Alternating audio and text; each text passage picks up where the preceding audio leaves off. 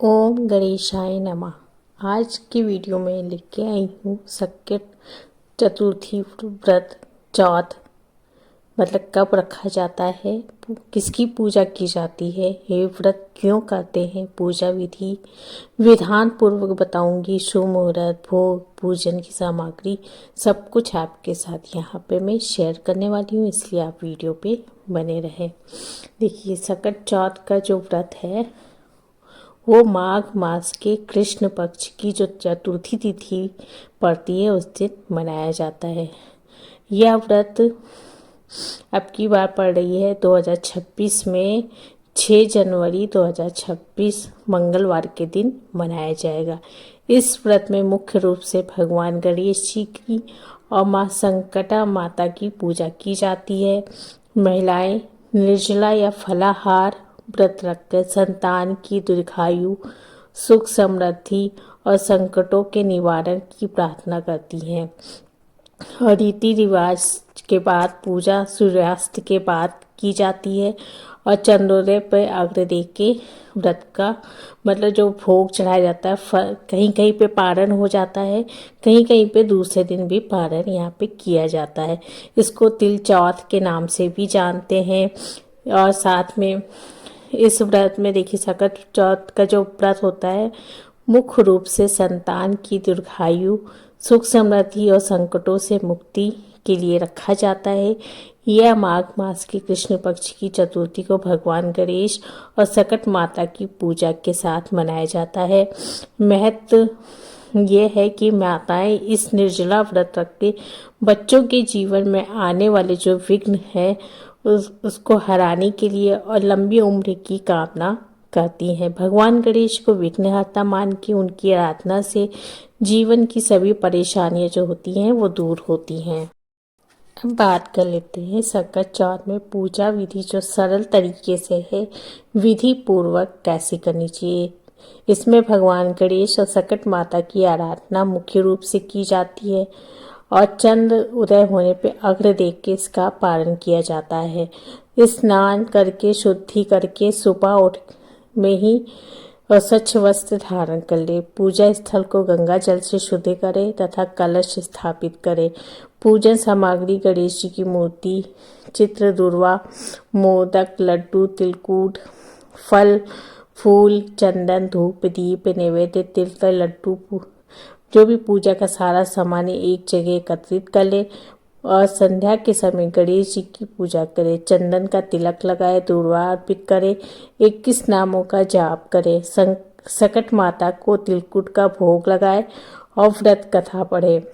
जब चंद्रमा का उदय हो जाए तो अर्घ्य देके पारण करे। चंद्र दर्शन के बाद ही फलाहार या एक समय का भोजन ग्रहण कर सकते हैं। संतान के लिए प्रार्थना करनी चाहिए।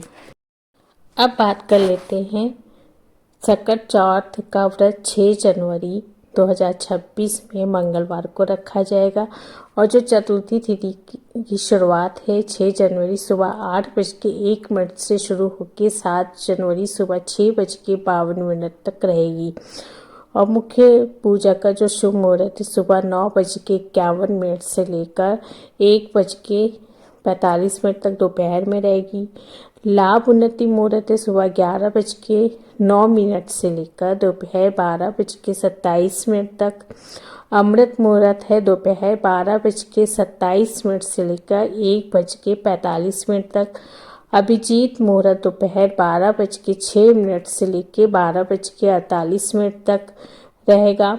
साथ में चंद्रोदय समय का लगभग उदय का जो मुहूर्त है वो 8:54 का समय दिया हुआ है, लेकिन अलग अलग जगह पे आगे पीछे समय जो रहता है चंद्रोदय का हो सकता है। आप अपने शहर में वहाँ पे पता कर सकते हैं कि किस समय वहाँ पे चंद्र उदय होने वाला है।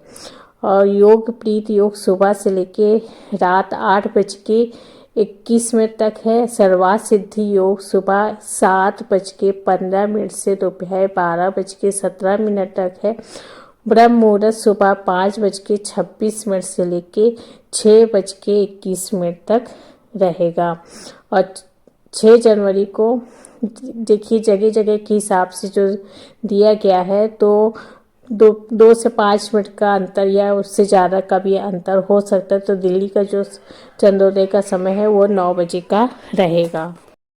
अब बात कर लेते हैं सकट चौथ में भोग क्या बनाया जाता है। देखिए मुख्य रूप से इसमें तिल गुड़ के लड्डू, मोदक, तिल के लड्डू का भोग चढ़ाया जाता है।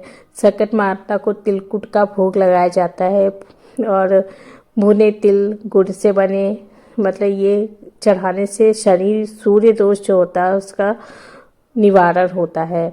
मोदक चावल के आटे, नारियल के गुड़ से बने हुए गणेश जी का प्रिय प्रसाद माना जाता है। गुड़धानी बनाई जाती है, बूंदी के लड्डू बनाए जाते हैं घी गुड़ मिश्रण से, और साथ में मौसमी जो फल होता है हमारे यहाँ, जैसे शकरकंदी जरूर रखी जाती है।